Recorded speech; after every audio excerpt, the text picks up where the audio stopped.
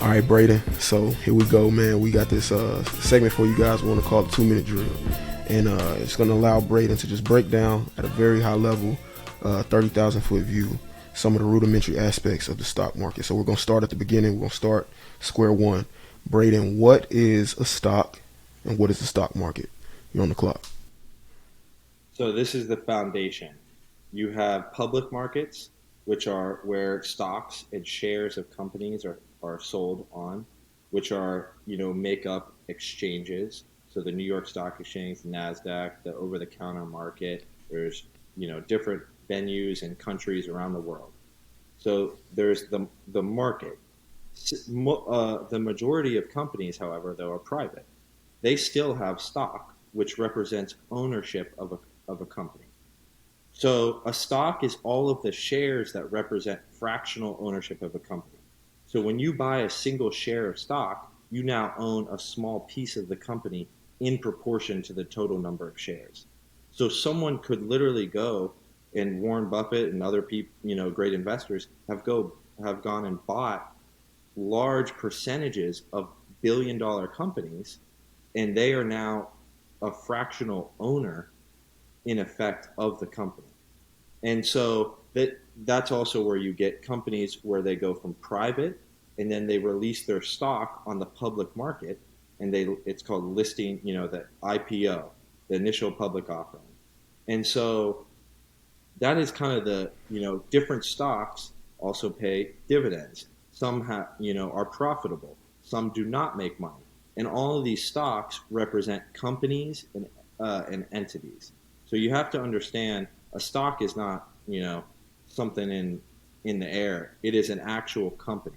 And so you would think you would like these companies and these stocks to be able to make money and sometimes pay you money in the form of dividends.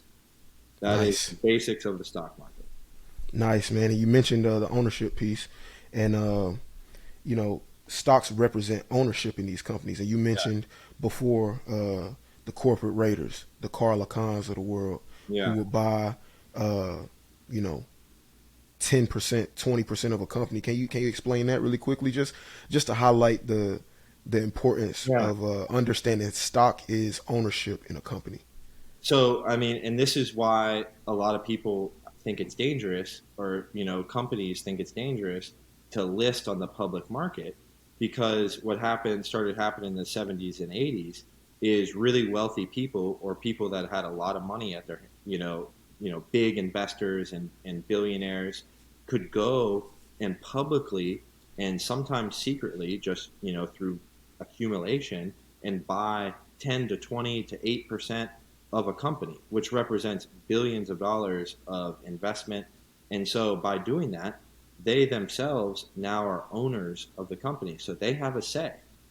So when you are, and that's where public companies, some say they have a duty to their shareholders, because, I like to use the word stakeholder.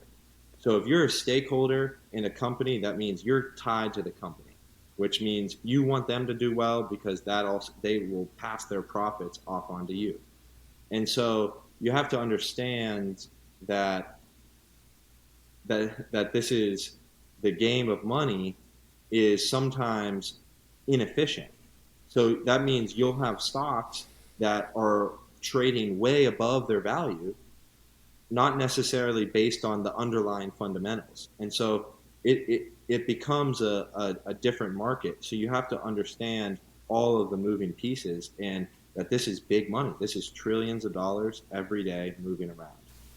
Cool. And you mentioned something about fundamentals, and we'll get into that later on another 2 minute drill, the difference between fundamental analysis, technical analysis, because we're going to get deep into the weeds with this. But this is just the first 2 minute drill that we're doing, and I think that was dope, man.